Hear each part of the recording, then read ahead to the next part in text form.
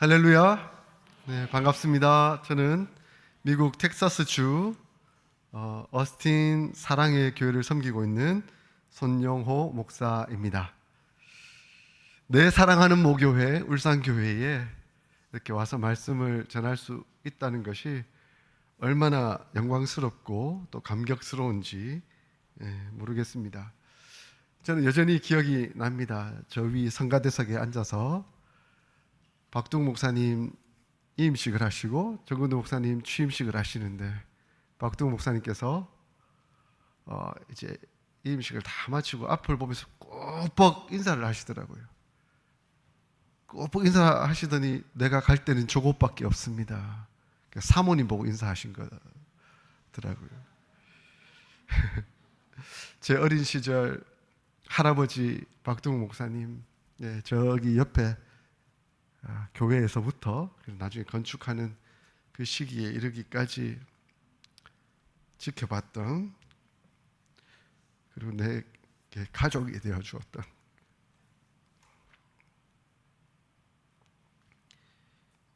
교회가 바로 울산교회입니다. 중등부 시절에 박석현 전도사님이 담당 교역자셨거든요. 근데 미국에 가니까 지금 캘리포니아 산호세라는 곳에서 담임 목사님을 열심히 하고 계시더라고요. 그래서 총회 때 목사님을 만났는데 얼굴이 기억이 나는 거예요. 제가 중학생 때 지도하지 않으셨어요? 내가 울산교회 잠깐 2년 정도 있었었는데 이렇게 얘기를 하시더라고요. 그렇게 만났었습니다. 고등부 때는 김승재 목사님, 지금 서울의 삼일교회를 담당하고 계시고, 대학부 때는 조국현 목사님, 울산에 계시죠? 조국현 목사님과 정광욱 목사님께서 저를 담당해 주셨었습니다. 잊을래야 잊을 수 없는 바로 교회가 울산교회입니다. 갑작스럽게 한국을 방문하면서 우리 울산교회 여러분들한테 제가 인사를 나누면 얼마나 좋을까라는 생각이 들었습니다. 그래서 제가 뜬금없이 우리 이호상 담임 목사님께 무례를 범하면서 연락을 드렸습니다. 목사님, 혹시 제가 울산교회 인사를 할 수 있는, 또 말씀을 전할 수 있는 기회가 있을까요? 라고 이렇게 여쭈었더니 목사님께서 흔쾌히 허락해 주셨습니다. 그리고 제가 이제 울산교회뿐만 아니라 다른 몇 교회에서도 또 말씀을 나눌 수 있는 기회가 있어서 말씀을 나누는데, 제가 쓴 책이 있어서 그 책 내용을 바탕으로 말씀을 나누면 좋겠다 생각해서 이제 미국에서부터 말씀을 준비해 왔는데, 제가 어머니께 어머니 제가 이렇게 준비를 하고 있습니다 했더니 단디 준비해라 라고 이렇게 말씀하셨어요. 우리 이호상 목사님 말씀이 얼마나 좋으신데 네가 말씀을 전해가지고 하여튼 잘 준비해라 이렇게 해가지고 제가 마음에 엄청난 부담이 되기 시작했습니다. 그래서 미국에서 준비한 말씀을 다 내려놓고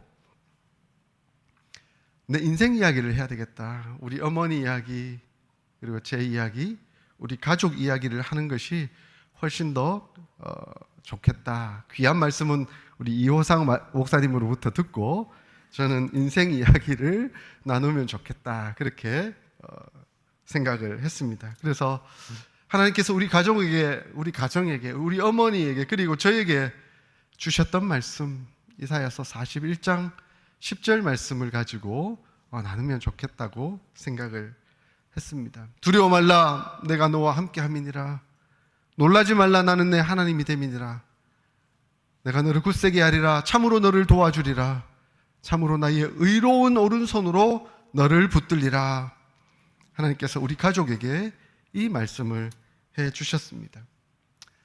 이 말씀을 새기면서 우리 가족에게 어떻게 하나님께서 역사하셨는지 세 가지로 좀 정리를 해보았습니다. 첫째, 하나님은 저의 어머니 그리고 저에게 하나님이 되셨습니다.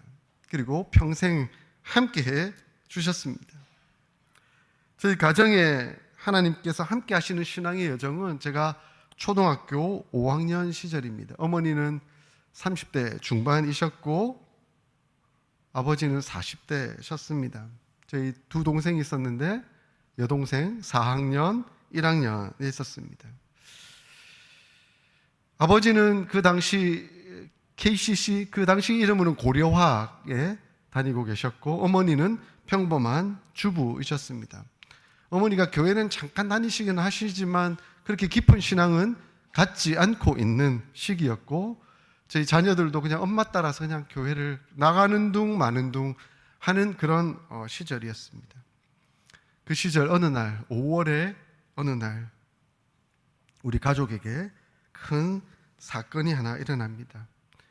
아침 저녁으로 꽤 쌀쌀한 날씨에 어느 주일날 아침에 복산동 동사무소 주민방송이 흘러나오기 시작했습니다. 40대 남성 한 분이 사망한 채 발견했다라는 겁니다. 어머니는 마음이 덜컥하셨습니다. 왜냐하면 간밤에 아버지가 안 들어오셨거든요.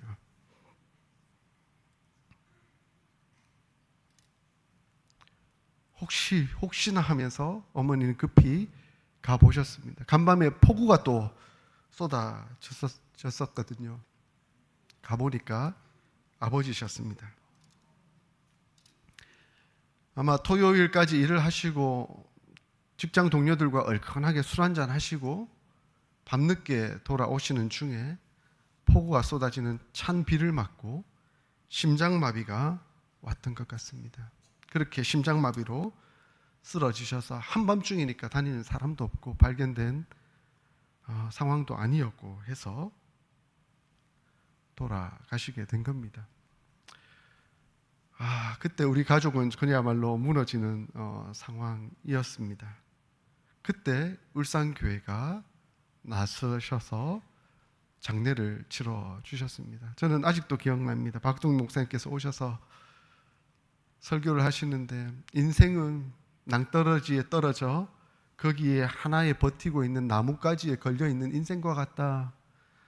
낮에는 흰쥐가 그 나무를 갉아먹고 밤에는 검은 쥐가 와서 갉아먹다가 결국은 그 인생은 낭떠러지에 죽을 수밖에 없는 인생이다. 그렇지만 우리 주 하나님, 우리 주 예수님 믿고 은혜 가운데 우리는 회복된 삶을 살아야 된다 하시는 그 말씀을 듣고 우리 가족은 믿음으로 나오기 시작했습니다. 장례식을 마치고 어머니는 낮에는 저희 삼남매를 돌보시고 밤에는 교회 지하실에 오셨습니다. 그리고 날마다 기도하셨습니다. 하나님, 우리 어떻게 살아요?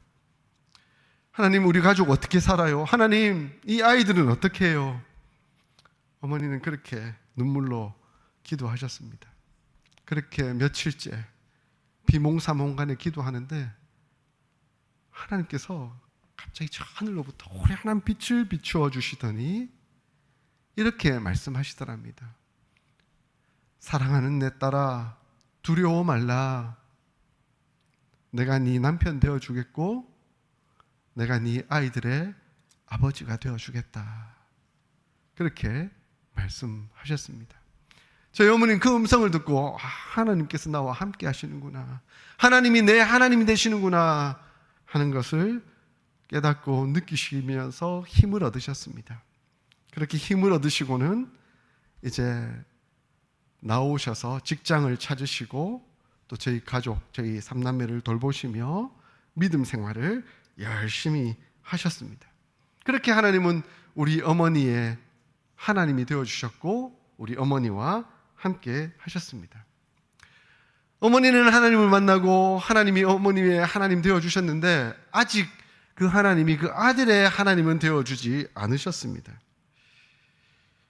그 아들은 여전히 방황하며 어머니 따라 교회를 다니기는 했는데 아직 어린 마음에 신앙생활 제대로 안 했죠. 그래서 어머니가 배금 헌금 주시면 가다가 오락실 가서 50원 오락하고 양심은 있어서 50원은 헌금하고 그렇게 교회를 다니는 상황이었습니다. 근데 그때 때마침 1984년도인가요? LA 올림픽 때 한국이 막 유도 금메달을 따고 하니까 제가 여기 하몰초등학교를 다녔는데 하몰 그때 국민학교였죠. 우리 유도 선수를 길러야 한다면서 학교에서 이렇게 체육 특기생들을 뽑았습니다. 제가 거기에 뽑혀버렸습니다. 그래서 제가 유도 선수가 됩니다. 초등학교 5학년 때. 그리고 6학년 때 경상남도, 그때 울산이 광역시가 아니었으니까 경상남도 도대회에 제가 유도 대회 나가가지고 금메달 따버렸습니다. 이렇게 좀 자그마해도 근데 이게 하나도 좋을 건 아닌데 자그마해도 그때 유도 선수 출신입니다. 그래서 6학년 때 금메달을 따니까 제가 중학교를 특기생으로 가게 되었습니다. 울산 제일중학교를 입학하게 됐는데 특기생으로 가니까 수업은 오전밖에 안 하더라고요. 그래서 오전 수업만 하고 체육관에 가서 점심을 먹고 밤 10시까지 업어치기, 허벅다리 후리기, 쪼르기, 누르기 이렇게 하면서 유도 기술을 열심히 배우기 시작했습니다. 운동하는 선수가 바르고 좋은 학생들도 있지만 껄렁껄렁한 학생들도 많잖아요, 그죠? 제가 약간 껄렁한 학생의 부류에 들어갔었습니다. 그 즈음에 교회의 수련회도 있었었죠. 그래서 어머니가 이제 수련회 가서 하나님 만나고 예수님 만나고 은혜로운 신앙생활을 해야 되지 않겠느냐라고 권면을 하셨는데 제가 그 말씀을 거역하고 친구들과 함께 텐트를 들고 해수욕장에 놀러를 갔습니다. 하나님께서 하나님 명령을 어기고 가는 사람은 어떻게 하실까요? 요나 선지자 기억나시죠? 니느웨로 가라 했는데 다시스로 도망가다가 하나님 무엇을 예비하셨죠? 풍랑을 예비하셨습니다. 근데 하나님께서 저 어머니를 통해서 수련회를 가라 했는데 해수욕장으로 도망간 저에게 예비하신 것이 있었습니다. 바로 깡패였습니다. 텐트에 자고 있는데 갑자기 으스름하게 그림자가 나타나더니 텐트 문을 쓱 열고 칼을 든 깡패가 들어오는 거예요. 있는 거 다 내놔. 그래서 없는데요. 뒷주머니에 사실 10,000원 있었거든요. 그래서 없는데요 했더니 야 나오면 10원에 한 대씩이다 이러더라고요. 와 계산해보니까 1,000대를 맞아야 되겠더라고요. 그래서 얼른 제가 10,000원짜리를 주고 그리고 그때 당시 제가 어머니께 엄마 나도 메이커 있는 운동화 한번 신고 싶다고 나 푸마 운동화 하나 사달라고 그렇게 쪼르고 해서 어머니가 상여금 받은 거 가지고 비싼 운동화를 하나 사주는데 그 운동화 신고 수련회는 안 가고 친구들이랑 놀러 간다고 바닷가 갔다가 다음날 아침에 깡패 만나고 돈 다 뺏기고 아침에 텐트를 딱 나오니까 운동화도 사라지고 없더라고요. 그래서 어디 쓰레기장 뒤지니까 슬리퍼 하나 있는 거 그거 주워 신고 겨우 집에 오니까 어머니 저의 몰골을 보면서 한숨을 훅 내쉬고는 눈물로 기도하셨습니다. 그 어머님의 모습을 보면서 제가 엄마 죄송해요. 엄마 죄송해요. 다시는 안 그럴게요. 이제 내가 무조건 수련회 갈게요 라고 고백을 했습니다. 그리고 그때부터 40대 중반까지 여름 겨울로 빼지 않고 수련회를 다녔습니다. 이제 제가 학생 때는 배우기 위해서 수련회를 다녔지만 사역자가 되고 난 이후에는 그 학생들을 가르치기 위해서 계속 수련회를 다녀야만 했죠. 그래서 하나님께서 그래 너 수련회 다닌다고 약속을 했지. 그래서 수련회 열심히 다녀봐라 하고는 40대 중반까지 수련회를 열심히 다니도록 그렇게 만드셨습니다. 그런 과정 속에서 수련회 가서 하나님을 만났습니다. 기도하면서 하나님이 내 아버지 되어주신다. 내 비록 육신의 아버지는 일찍 돌아가셨지만 하나님이 내 아버지 되어주시고 내 인생을 책임져 주시고 나를 붙드시고 주관하시고 역사하신다 하는 것을 제가 깨달았습니다. 그래서 그 하나님은 저의 아버지가 되어주셨고 저의 하나님이 되어주셨습니다. 그때부터 하나님은 저를 굳세게 하셨습니다. 더욱더 훈련이 되도록 인도하셨습니다. 이제 예수님을 만나고 중3쯤 올라갔을 때 운동을 그만두게 됩니다. 교회를 다니고 계셨던 큰어머니께서 이거 쉽지 않고 또 이렇게 하다가 아들 골병만 든다고 이거 하다가 부상당해서 평생 고생한 사람들 너무 많다라고 하시면서 그만두도록 권면하셨습니다. 그 말을 듣고는 어머니도 같이 권면하시더라고요. 그만두라라고. 그래서 저는 운동을 그만두게 됩니다. 이제 예수님을 만났고 이제 운동한다고 기초는 늦었지만 다시 공부를 해보자 하고 이제 시작하게 됩니다. 그러면서 고등학교를 입학하고 하나님 앞에서 어떻게 살아야 될까 고민을 하게 됩니다. 이렇게 저렇게 하는데 하나님께서 울산교회의 그 모든 과정을 보여주시면서 교회는 가족이 아니냐, 교회는 사랑이 아니냐, 너는 사랑받고 가족이 되면서 자랐지 않느냐, 교회를 위해서 살아야 되지 않겠느냐 하는 말씀을 주셨습니다. 제가 그 말씀을 듣고 하나님, 그러면 저는 평생 목회자로 교회를 위해서 살겠습니다 라고 결단을 하게 되었습니다. 그렇게 되니까 이제 더 열심히 공부가 되더라고요. 고3 때가 생각납니다. 저희가 92학번 동기들인데 우리 지하 기도실에서 함께 모여서 공부하던 시절이 생각납니다. 그때는 자율학습이 있었지 않습니까? 반강제적인 자율학습. 자율학습 밤 10시까지 하고, 우리 친구들은 학교를 마치면 집으로 가지 않고 교회 지하실로 모였습니다.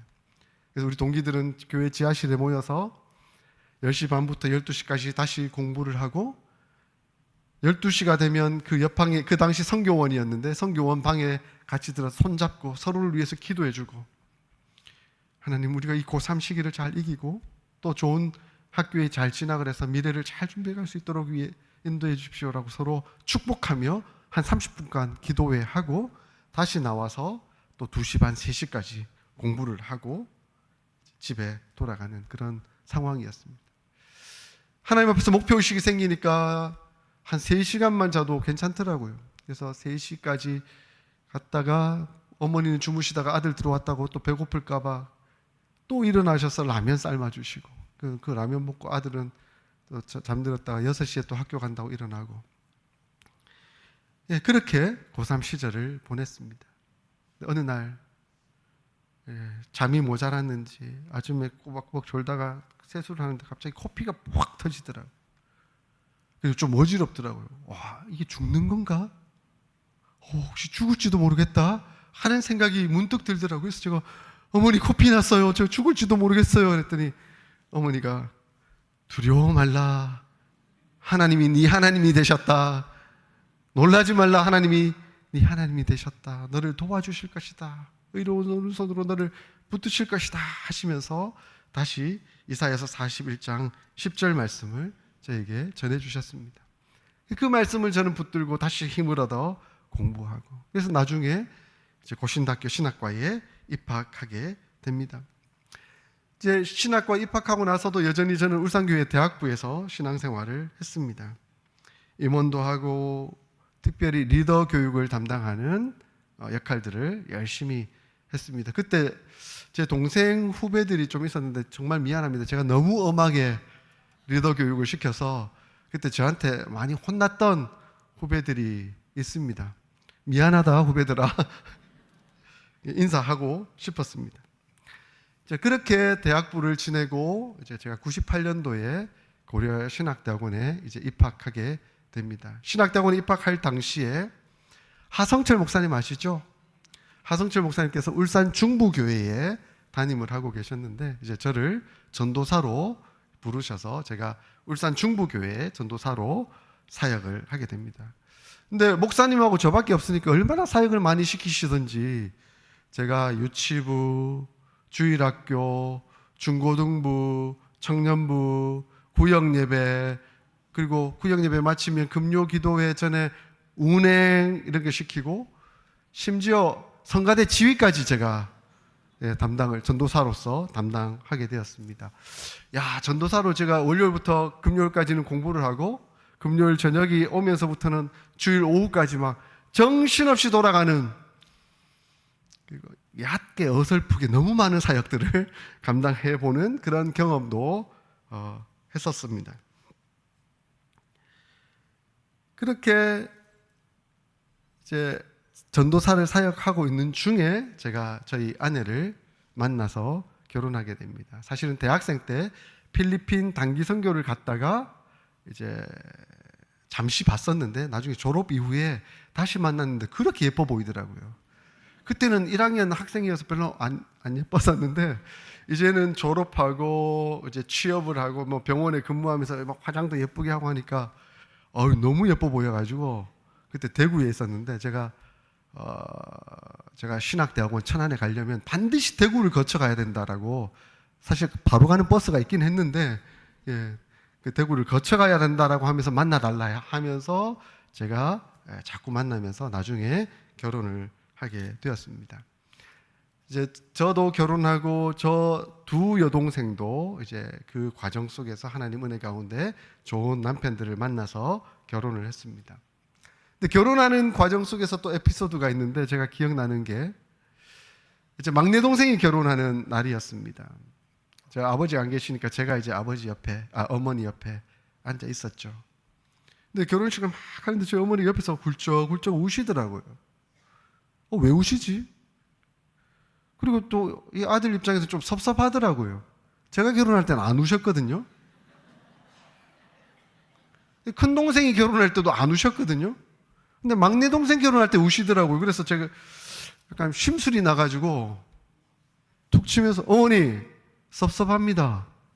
제가 결혼할 때도 안 우시고 큰 동생이 결혼할 때도 안 우시더니 왜 막내 동생이 결혼할 때만 우십니까? 그랬더니 저희 어머니께서 이렇게 대답하셨습니다. 감사해서 운다. 감사해서 운다. 하나님께서 약속을 지키셨다. 하나님이 내 남편 되어주시고 하나님이 내 아이들의 아버지가 되어주겠다 하신 그 약속을 하나님이 지키셨다. 그때 저도 하나님이 약속을 지키셨구나 하는 것을 깨달았습니다. 그렇게 결혼을 하고 이후에 이제 서울에 올라가서 서울중앙교회라고 종로에 있는 교회에서 5년간 사역을 하면서 주로 청년들 대학부를 사역을 했습니다. 그 대학부 사역을 하면서 제가 훌륭한 인재들을 많이 만났습니다.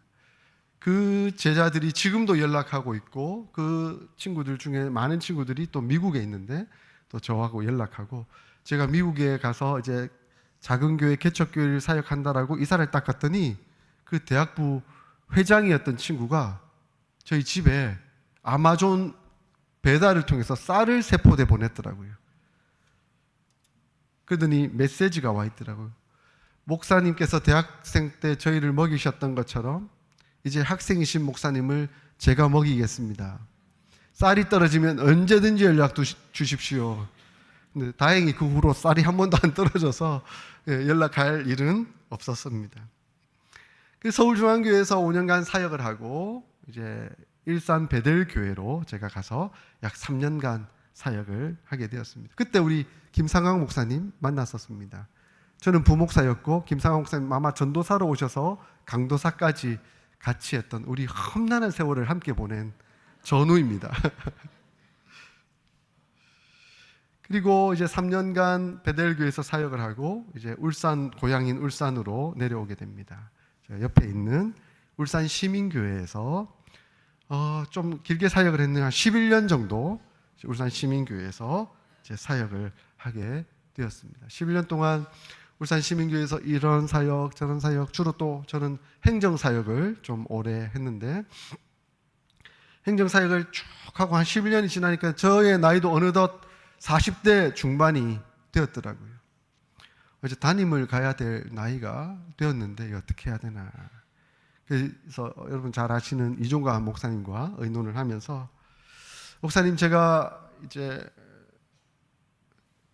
좋은 교회에 담임으로 잘 가면 좋겠지만 뭐 그런 상황이 되지 않는다면 일단은 공부를 좀 해보고 싶습니다. 한 3, 4년 정도 공부를 하고 이제 다시 이제 교회 사역, 담임 사역을 잘 하면 좋겠습니다. 이렇게 말씀을 드렸습니다. 그랬더니 이종관 목사님께서 당회와 의논을 하셔서 선민장학회라고 이제 막 장학회를 세우셔서 1호 장학생으로 저를 이제 선발해 주셔서 3, 4년 정도 미국에서 공부할 수 있도록 학비와 생활비를 지원해 주셨습니다. 그렇게 제가 미국에 이제 사우스 웨스턴 달라스에 있는 신학교회에 이제 유학을 가게 됩니다. 그때 이제 제가 하나님 앞에 기도를 했습니다. 하나님, 이제 제가 유학을 가면 이제 마치고는 담임을 가야 되는데 어느 교회든 제가 이력서를 넣지 않고 경쟁하지 않고 저를 담임으로 청빙하는 교회가 있으면 하나님 뜻인 줄 알겠습니다. 이렇게 기도를 했습니다. 조금 교만한 마음이었던 거죠.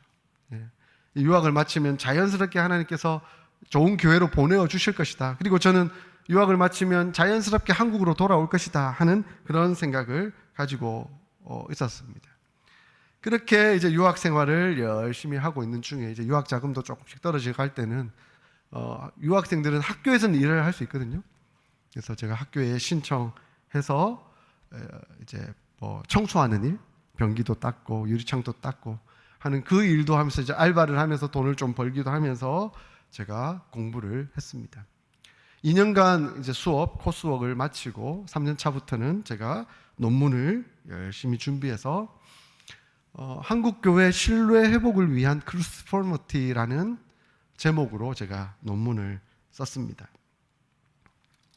크루스포머티라는 단어는 십자가 형상이라는 단어와 닮아감이라는 단어의 합성어입니다. 그래서 크루스포머티를 제가 쓰면서 어떻게 하면 하나님께서 우리에게 말씀하신 대로, 예수님께서 우리에게 제시하신 대로 십자가를 지고 따라갈 수 있는가 하는 것들을 이제 공부하며 논문으로 정리하게 되었습니다. 그렇게 열심히 논문을 쓰고 있는데 제가 공부하고 있는 지역에서 아래쪽으로 한 3시간 떨어져 있는 오스틴이라는 지역에서 한 목사님이 저에게 연락이 왔습니다.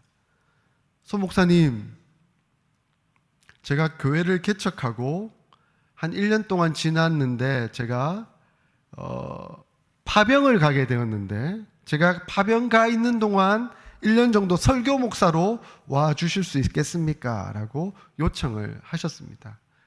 가뜩이나 지금 유학 자금도 떨어져 가고 있는데 하나님께서 예비하신 것이구나 라고 이제 생각하고는 네 좋습니다. 1년만 하면 제가 그때쯤 공부도 마치고 또 설교 목사도 마치면 자연스럽게 한국으로 돌아오면 되겠네요 하는 마음으로 이제 수락을 하고 설교 목사로 가게 되었습니다. 전임 목사님이 미군 예비군 군종 목사님이셨거든요. 예비군 군종 목사님이셨는데 아마 텍사스 주 방위군이 폴란드로 파병을 가는데 이제 군종이 필요하니까 예비군이라 하더라도 신청하는 분이 있으면 함께 이제 데리고 가는 그런 상황이었습니다. 그렇게 제가 3시간 정도 저희 아내와 둘이 이제 운전해서 오틴 지역까지 가서 이제 말씀을 전했습니다. 갔더니 교인이 5명이 계시더라고요. 10명으로 개척했는데 이제 좀 줄었고 코로나 여러 가지 상황이 벌어지면서 여러 가지 어려움이 있었던 것 같아요. 그래서 미국 예배당 하나 빌려서 교육실 자그마한 곳에서 이제 매주 예배를 드리고 있더라고요. 그래서 저도 제 아내와 함께 열심히 가서 제 아내는 피아노 치고 저는 설교하고 그래서 예배를 인도하고 예배 마치면 식사하고 성도들과 같이 교제하다가 다시 3시간 올 때는 차가 좀 밀려서 5시간 걸리기도 하고 하면서 다시 이제 학교 기숙사로 이제 왔습니다. 그렇게 열심히 설교 목사로 사역을 하고 있는 중에 한 6개월쯤 지났을 때일까요? 장로님과 담임 목사님과 의논을 하시더니 그 담임 목사님께서 사임을 하겠다라고 결정을 하신 거예요. 그 목사님이 사임을 하고 나니까 장로님과 권사님들이 그러면 이제 우리 교회 새로운 담임 목사님 오셔야 되는데 누가 하시면 좋겠습니까? 의논하다가 저 설교하러 오고 계시는 목사님이 우리 담임 목사님 하시면 좋겠습니다 라고 하시는 거예요. 그렇게 저에게 청빙을 하셨습니다. 제가 아닌데요. 아닌데요. 저는 유학 마치면 이제 한국 가야 되거든요. 그런데 자꾸 제 마음속에 하나님께서 물으시는 거예요. 너 기도했지 않느냐고. 너 기도했지 않느냐고. 너가 이력서 넣지 않고 경쟁하지 않고 청빙하는 교회가 있으면 하나님 뜻인 줄 알고 수락하겠다라고 하지 않았느냐. 하나님께서 제 마음에 그렇게 주시더라고요. 근데 하나님께서 더 뒤통수를 탁 치면서 하시는 말씀이 5명은 안 되겠느냐? 제가 기도할 때 하나님 이력서 넣지 않고 경쟁하지 않고 적어도 200명 이상 되는 교회를 허락해 주시옵소서 이렇게 기도를 했었어야 되는데 그렇게는 기도 안 하고 청빙 하나님 이력서 넣지 않고 경쟁하지 않는 교회라고만 기도한 것에 대해서 하나님께서 응답하신 것 같아요. 제가 이제 아내 핑계를 대려고 아내에게 물었습니다. 여보, 이 교회에서 청빙 왔는데 어떻게 하면 좋을까? 우리 집사람이 안 돼. 우리 무조건 한국 가야 돼. 라고 하면 그 핑계 대고 이제 한국 가려고 마음을 먹었는데 제 아내가 여보, 당신이 기도해보고 하나님께서 말씀하시는 대로 순종해 이러더라고요. 제가 책임을 물으려고 했는데 안 통하더라고요.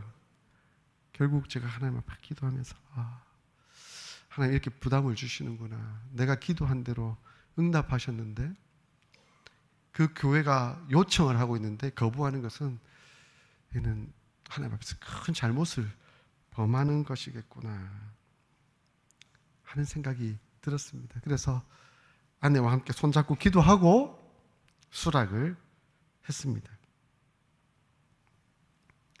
그렇게 저는 어스틴 사랑의 교회로 이제 가서 담임 목사로 그래 이사도 가고 매주 예배를 드리게 됩니다. 그때 코로나가 한창이었거든요. 근데 미국도 이제 텍사스 주도 코로나가 너무 심해서 그때 처음에는 한국이 너무 심해서 우리 미국에 와서 안전하다 이랬는데 한국은 안전하게 되고 미국에서 많은 분들이 엄청나게 돌아가셨거든요. 그러니까 미국에서 난리가 난 거예요. 미국도 예배 모이지 말아라고. 그래서 10명 이상은 결코 모이지 못하도록 했는데 우리 교회는 딱 7명이었거든요. 그래서 우리 교회는 매주마다 예배를 드릴 수 있는 은혜가 있었습니다. 하나님의 역사인지 그렇게 예배를 드리고 있었습니다.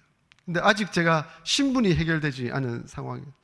제가 미국에서 사역하고 살겠다라고 생각했으면 미국 가자마자 신분을 준비했을 텐데 한국 돌아오겠다는 생각밖에 없었기 때문에 전혀 준비를 하고 있지 않다가 갑자기 어스틴 사랑의 교회의 담임 목사가 된 겁니다.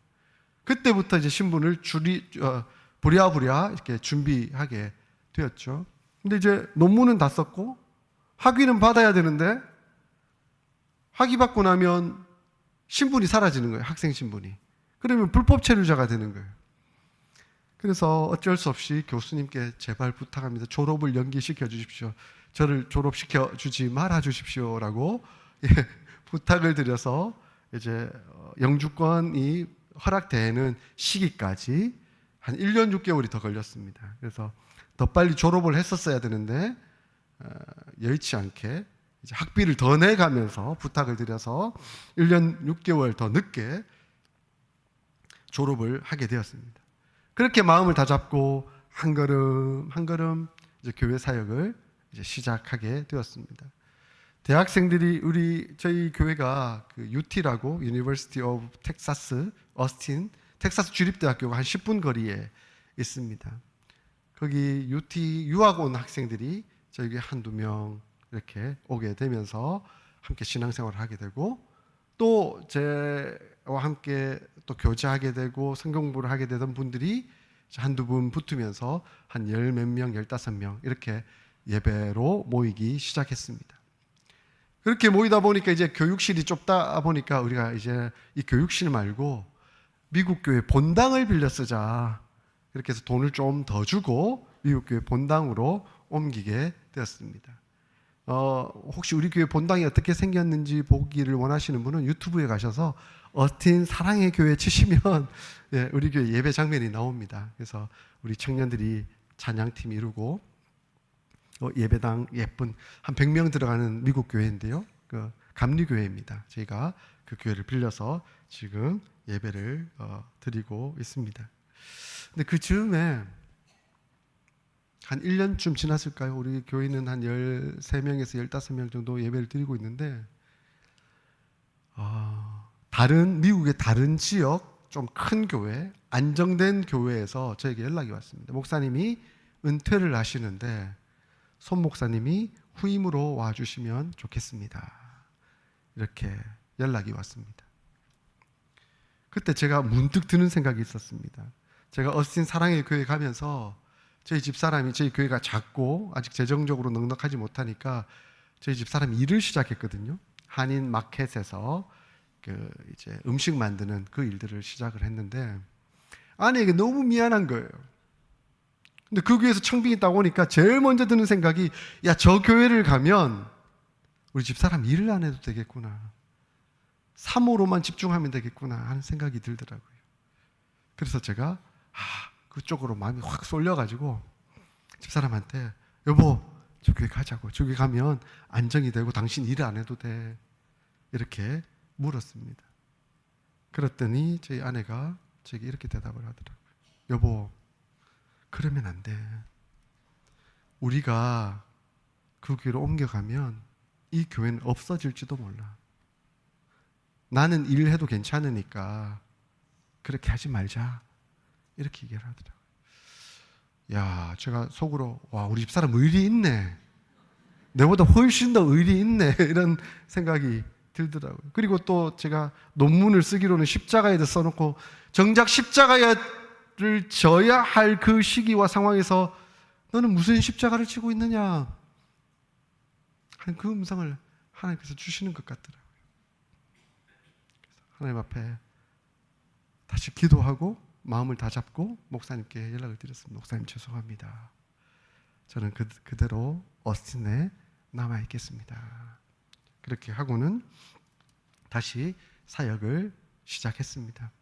그렇게 한 걸음 한 걸음 이렇게 시작을 하게 됐고, 인원도 이제는 한 25명에서 30명 정도가 예배를 드리고 있습니다. 올해부터는 우리 청년부 아이들이 제가 찬양 인도하는 게 너무 답답했는지 자기들끼리 찬양팀을 만들어서, 목사님은 그냥 예배 인도만 하시고 설교만 하십시오, 찬양 인도는 저희들이 하겠습니다 하고, 처음 온 아이가 이제 베이스 기타를 이제 막 배우기 시작해서 베이스 기타 연습하고, 기타 연습하고, 신디 뭐 하나님 붙여주시고, 그러면서 찬양팀을 형성해서 찬양팀 만들고, 그리고 여자 집사님들이 한두 분 이렇게 오시더니 우리 교회도 여전도회를 해야 되겠습니다 하더니 여전도회를 만드시더라고요. 여전도회를 만드니까 권사님들이 부러워가지고 우리도 좀 여전도회 넣어달라고, 그래서 여전도회 멤버가 권사님들까지 포함한 멤버들로 성장하게 되었습니다. 그래서 뭐 혹자는 뭐 5배, 6배 불었네 이렇게 말씀하시더라고요. 근데 저는 하나님 언제 우리 교회 더 부흥해요, 좀 더 성장했으면 좋겠습니다 하는 간절한 마음이 있고, 그동안 큰 교회의 부목사로만 있다가 이렇게 작은 교회에서 한 영혼이 얼마나 귀한지 하는 것들을 하나님께서 저에게 느끼도록 역사하고 계시는 것을 경험하고 있습니다.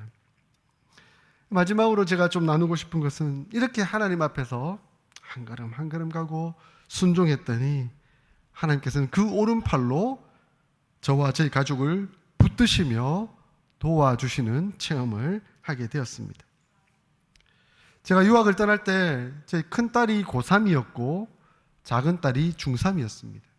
처음에는 안 간다 했어요. 왜 아빠 마음대로 유학 결정하고 우리를 다 데리고 가려고. 나는 지금 고3이니까 1년만 더 하면 이제 한국 대학을 가면 되는데, 딸아, 가족은 함께 살아야 돼. 가족은 함께 살아야 되는 거야 라고 이렇게 하면서 이제 억지로 데리고 갔습니다.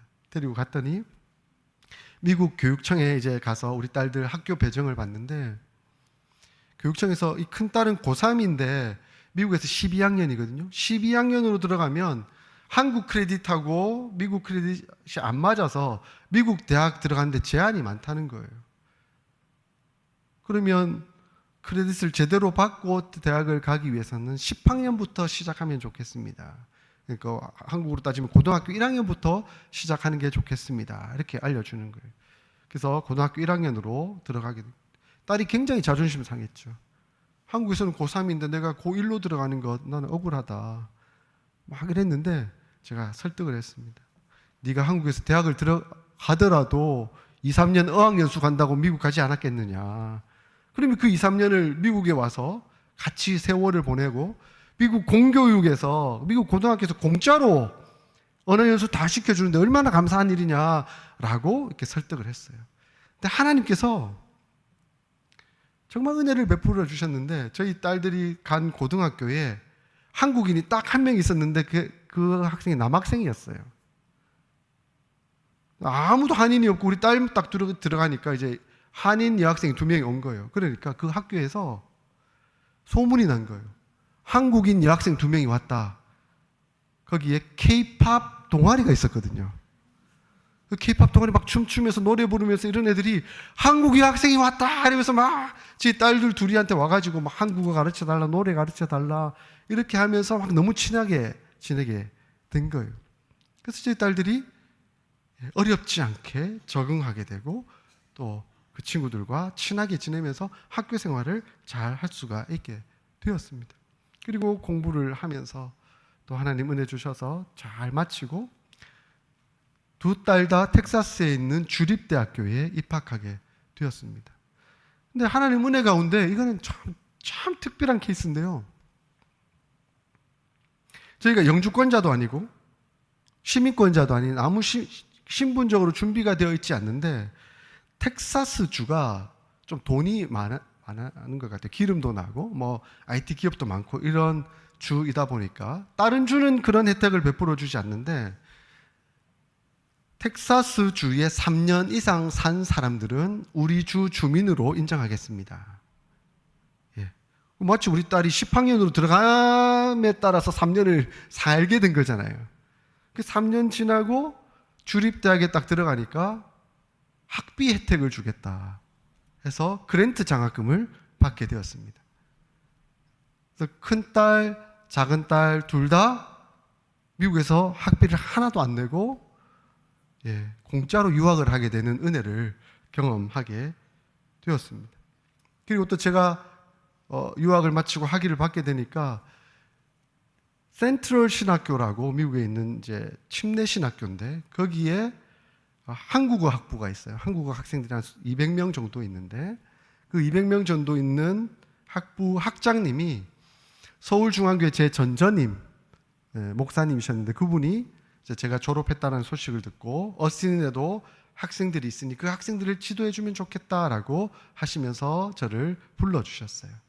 그래서 제가 파트타임으로는 센트럴 신학교의 어스틴 디렉터 겸 교수로 지금 사역하고 있습니다. 그래서 하나님께서 그런 과정 속에서 필요한 모든 재정이나 도움이나 역사들을 다 베풀어 주셨습니다. 지난날 딱 돌아보니까 하나님께서 모자르지도 않게 그렇다고 남지도 않게 하나님께서 딱 채워주시는 은혜를 경험하게 되었습니다. 이제는 우리 교회도 안정이 돼서 이제 자립하게 된 상황입니다. 하나님의 역사가 저희 가정에 어떻게 이루어졌는지 하는 것들을 전 저희 삶을 통해서 체험하고 있습니다. 두려워 말라, 내가 너와 함께함이라. 놀라지 말라, 나는 내 하나님이 됨이니라. 내가 너를 굳세게 하리라. 참으로 너를 도와주리라. 참으로 나의 의로운 오른손으로 너를 붙들리라. 그 하나님의 약속이 저희 어머니에게 그리고 저희에게 이루어졌고 또한 여러분에게도 이루어질 줄 믿습니다. 그 하나님 믿고 의지하며 신실하게 믿음, 사랑, 소망의 삶을 살아나가는 저와 여러분들 다 될 수 있기를 주의 이름으로 축원합니다.